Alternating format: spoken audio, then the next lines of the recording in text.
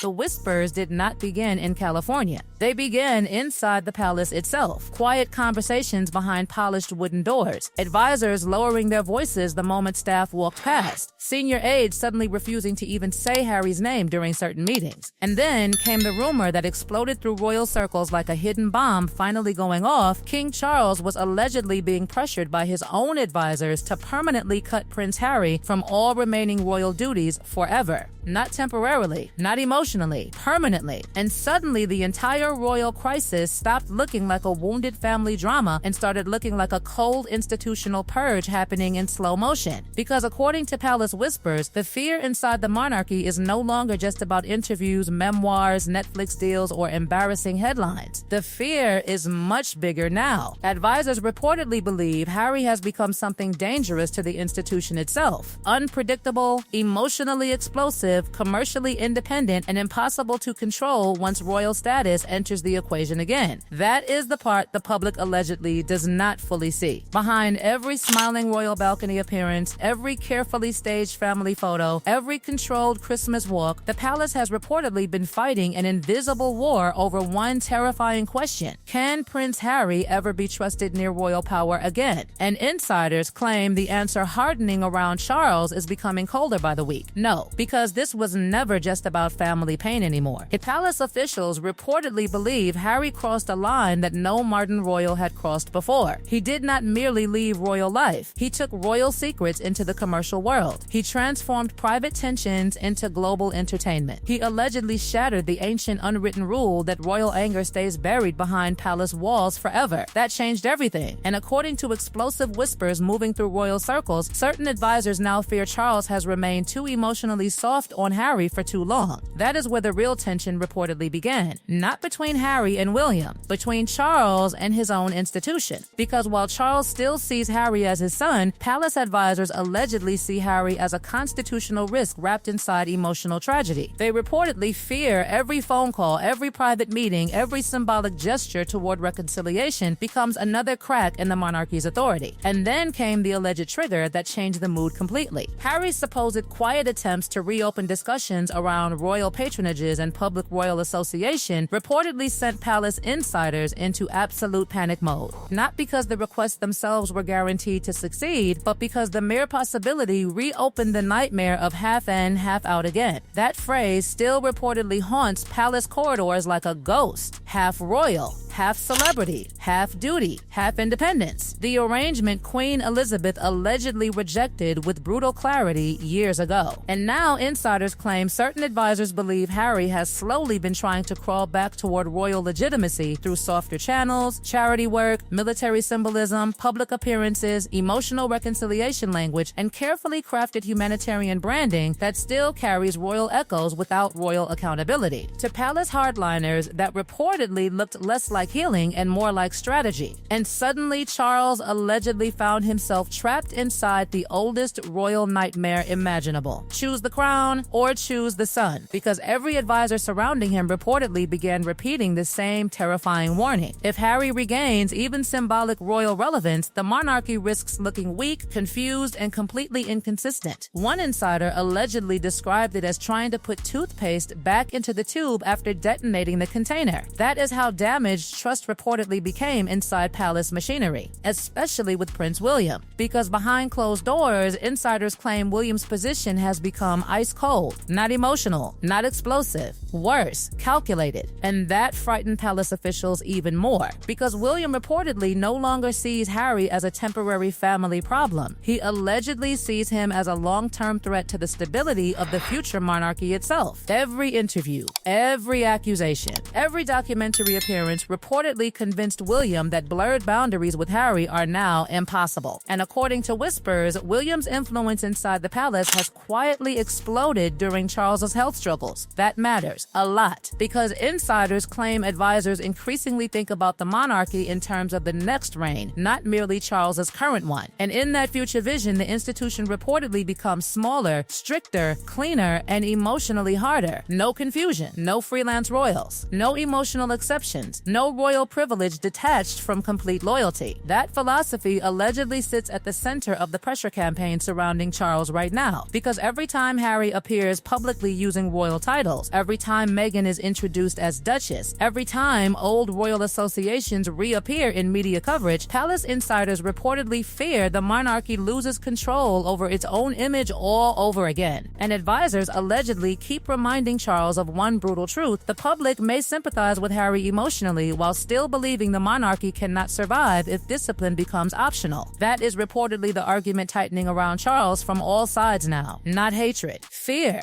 Fear that if Harry is allowed even symbolic re-entry into royal life, the institution risks signaling weakness after years spent defending its boundaries. And according to whispers, certain senior advisors allegedly pushed the conversation even further recently, arguing that remaining royal links connected to Harry should finally be severed permanently once and for all. That is where things reportedly turned explosive. Because suddenly, insiders were no longer whispering about temporary distance. They were allegedly discussing permanent separation from future royal duty structures entirely. No future patronages, no future ceremonial roles, no future public royal representation, nothing. A total institutional firewall. And insiders claim Charles has been emotionally devastated by the pressure, because despite everything, Harry is still Diana's son, still the little boy walking behind his mother's coffin beside William. Still the child Charles once desperately tried to protect from media destruction. That emotional wound reportedly never disappeared inside Charles, which is why this entire situation allegedly became unbearable for him privately, because the palace machine reportedly does not care about grief the way fathers do. Institutions care about survival, and insiders claim the advisors surrounding Charles allegedly keep presenting the issue in terrifyingly simple terms: either the monarchy controls the meaning of royal duty, or it loses control entirely. There is reportedly no middle ground anymore, especially after years of global public warfare between the Sussexes and the institution itself. Advisors allegedly fear the damage already done cannot be partially reversed without creating massive public confusion. And that is the hidden panic now consuming palace strategy. Not simply Harry returning, but what Harry returning would mean. Because once one royal proves they can publicly attack the monarchy, leave the system, monetize royal status globally, and still potentially regain symbolic royal power later, every future royal crisis reportedly becomes impossible to contain. That is the precedent insiders claim terrifies palace officials most. The terrifying move, according to palace whispers, was not removing another patronage, not blocking another ceremonial appearance, not even refusing another reconciliation attempt. The move advisors were allegedly discussing behind closed doors was far more brutal than that. Permanent institutional exile, the kind that does not require dramatic announcements because the silence itself becomes the punishment. And insiders claim that possibility began quietly growing after a series of deeply uncomfortable moments allegedly shook palace confidence all over again. Every new interview from California, every subtle royal reference, every appearance where Harry and Meghan still carried the aura of royalty while operating completely outside royal discipline, reportedly reignited fears inside the institution that the Sussex brand had become something impossible to separate from the monarchy itself. That was the nightmare. Not that Harry disappeared, that he remained globally powerful while no longer controllable. And palace strategists reportedly hate situations they cannot control, especially now, because according to whispers moving through royal circles, Charles's illness has fundamentally changed how senior advisors think about the monarchy's survival. Time suddenly feels shorter, decisions feel heavier. The future reign of Prince William reportedly feels closer than anyone expected a few years ago, and insiders claim that reality has accelerated pressure for clean solutions before the next era officially begins. That phrase alone reportedly sent chills through certain palace staff. Clean solutions, because in monarchy language, clean usually means emotionally ruthless. Podcasts, global branding, social influence. Suddenly, the palace allegedly realized something terrifying: royal relevance no longer belonged exclusively to the institution anymore. And according to whispers, that realization created deep panic behind palace walls, because if public emotion begins competing with institutional authority, monarchy itself reportedly becomes unstable. That is allegedly why advisors around Charles have pushed so aggressively for firmer boundaries now, not merely to punish Harry, to stop future erosion before it spreads further. And insiders claim Charles has been emotionally torn apart trying to balance those competing realities. On one side sits the institution telling him survival requires distance. On the other side sits the memory of Diana, the fractures inside his family, and the terrifying possibility that permanently freezing Harry out could create wounds that never heal before Charles's own reign ends. That emotional pressure reportedly became unbearable during private discussions surrounding future royal events. Because every major ceremony allegedly now triggers the same ugly palace conversation, what role, if any, should Harry ever have again? And insiders claim the answer increasingly becoming dominant inside palace strategy meetings is horrifyingly simple.